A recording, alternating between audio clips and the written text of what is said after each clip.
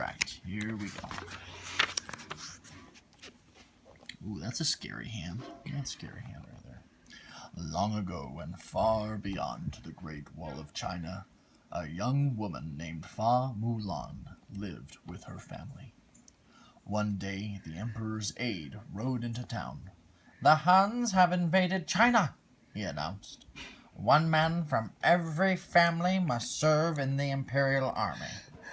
Mulan's father felt it was his duty to join the army even though he had been injured in earlier battles.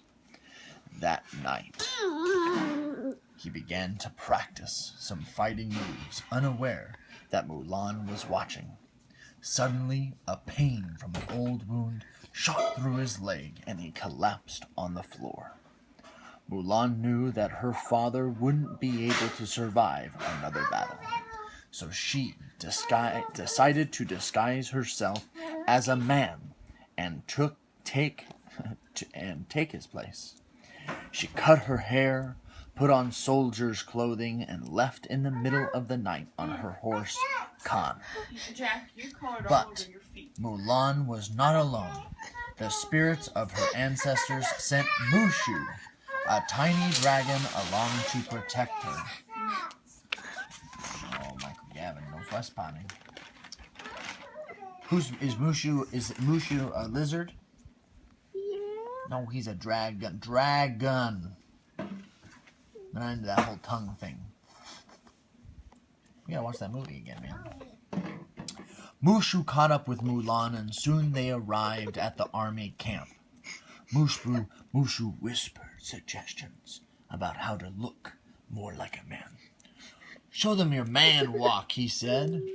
"Shoulders back, chest high, feet apart, head up and strut." "I don't think I can do this," whispered Mulan. "It's all attitude," Mushu told her. Mulan took a deep breath, gathered her courage, and strode into camp. What's happening here, Mike? Are they getting into a fight? Uh-oh, that's not good. She looked ridiculous, but she did her best. When she tried to make friends with the other soldiers, Xin Po, Yao, and Ling, she ended up causing a fight. The camp was in total chaos when Captain Shang arrived. "Soldiers!" the captain shouted. Everyone sprang to attention and pointed at Mulan.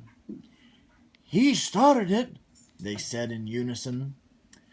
"I don't need anyone causing trouble in my camp," Shang said to Mulan. "Sorry," Mulan said. Then she remembered she was supposed to be a man. Lowered her voice. I mean sorry." "What's your name?" Shang asked. My name is, Ping," Mulan told him. She handed him her army papers and frowned. She was not off to a good start. Uh-oh. She looks happy up there, though. Captain Shang was a skillful leader, and though Mulan felt clumsy and inadequate, she worked as hard as she could. She didn't want anyone to find out she was a girl. Michael, you gotta stop crying, man. I don't want to go to bed. I know you don't want to go to bed. But it's bedtime. I want to. I know. The struggle is real. Do you want to keep reading the story? Yeah, okay. Let's keep. Captain Shang was a skillful leader, and though Mulan felt clumsy and inadequate, she worked hard as she could. She didn't want anyone to find out she was a girl. Shang led the recruits through a series of grueling training exercises to help them prepare for battle. Big Mike, you got wipe off your nose. We're so sad for bedtime. Bedtime struggle is real. It's okay. Look, you got 4 people. That's gotta make you happy. Look, you got 4 people. See? Doesn't that make you feel better? Yeah. And they want us to read the story. Should we continue? You think you can manage to stop crying a little bit? I think so. One of the lessons involved retrieving an arrow. Do you shoot bow and arrows, Mike? Yeah, you do. From the top of a pole with a heavy bronze disc tied to each wrist. One represents discipline, the other strength, Shang said of the discs. You need both to reach the arrow. No one was able to do it. Finally, after several attempts, Mulan had an idea. She pulled the weights onto her wrists, looped them together, and used them to hoist herself to the top. She had done it. All the soldiers admired Mulan's determination, and even her new friends, Chang Po, Ling, and Yao, still didn't know that she wasn't a man. You just lay down, big dog. After much training, Shang led the soldiers to the Tung Shao Pass to meet the rest of the army. When they arrived, they discovered that the army had been defeated, and none of the soldiers had survived. They all died. Shang was especially upset when he realized that his father, the general, had been killed. I'm sorry, Mulan said, trying to comfort him. Shang composed himself and turned to his soldiers. The Huns are moving quickly. We're the only hope for the Emperor now. Move out, he ordered. Before long, the Huns discovered Shang and his troops. Hundreds of them raced over the mountaintop, firing arrows at Shang's small band of soldiers. Hey, we're reading stories. Don't be fuss potty, Jack. Hulk smash, baby Jack. Hulk smash. Ooh, what's that attitude? What's that? Oh. What are you gonna do? Oh, I can't believe that. It's getting bedtime anyway, sweetie. And see, you acted a little naughty at school, honey. Naughty at school. What we did. Mulan seized a cannon and ran right toward the Huns. When she had almost reached their leader, Shan Yu, Mulan aimed the cannon above his head, and the rocket hit the mountain behind him and caused a huge avalanche. Snow tumbled down quickly, burying the enemy. Mulan had been wounded, but she was still able to jump on her horse and pull Shang away from the snow just before he was buried. You gotta stop crying. You really do.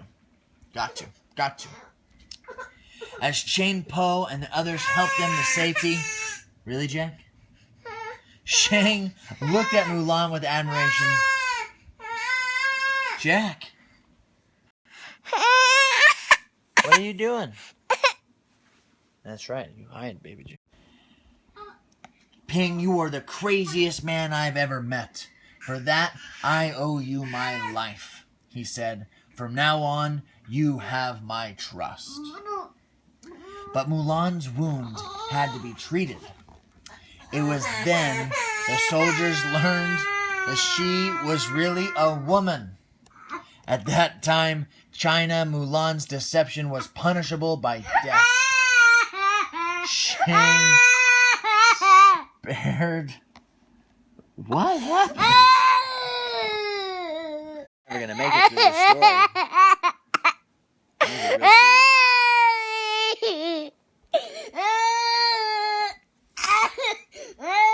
Mama's right there. Go get love from Mama. Mama's fine.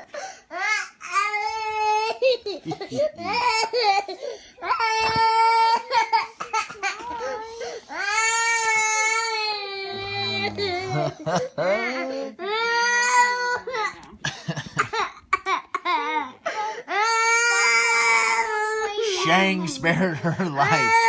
A life for a life, he declared. My debt is repaid. He told her she wouldn't be allowed to continue on with the other soldiers.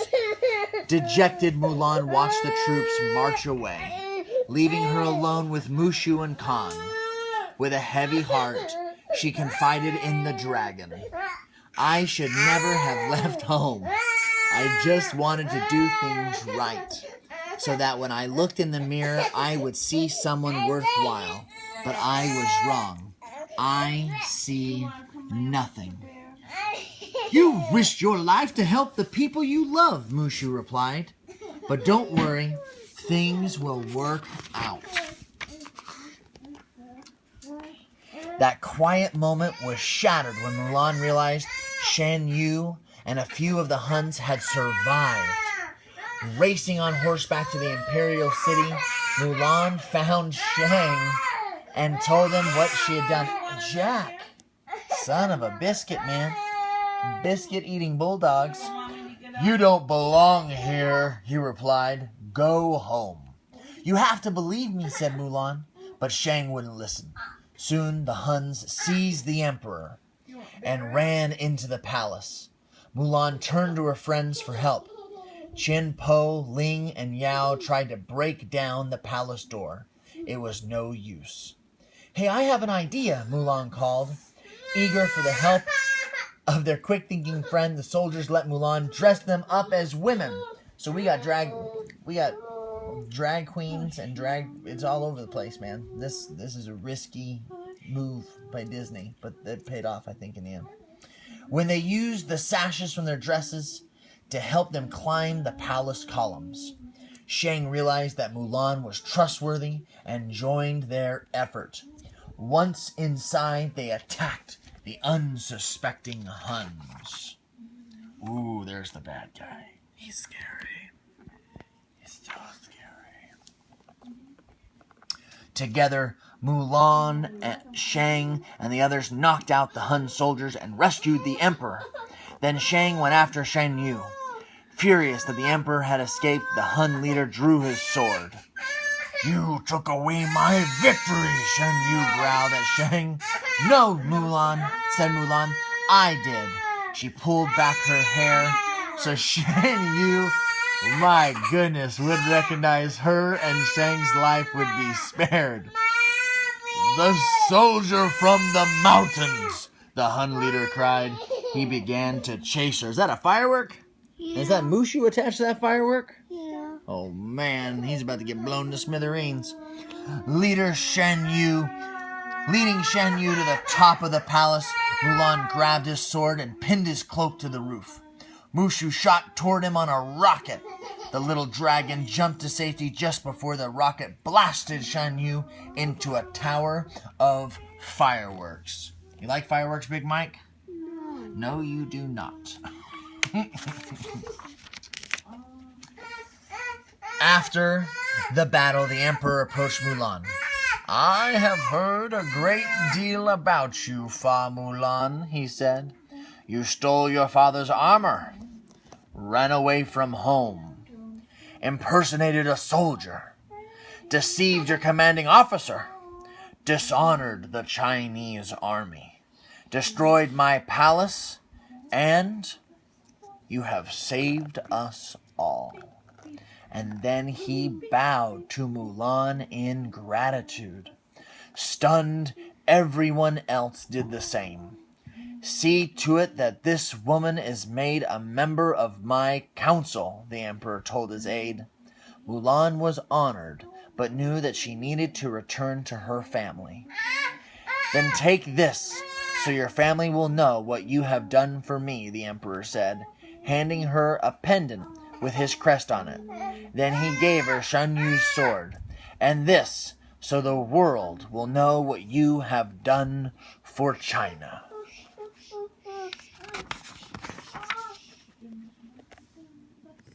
Mulan thanked the emperor and said goodbye to her friends. It was time to go home and face her father, because he's gonna be... No, it's fine. At home, Mulan presented the emperor's pendant and Shan Yu's sword to her father. They are gifts to honor the Fa family, she explained and bowed her head. He put them aside and hugged Mulan. The greatest gift and honor is having you for a daughter, he said. Shang had followed Mulan home.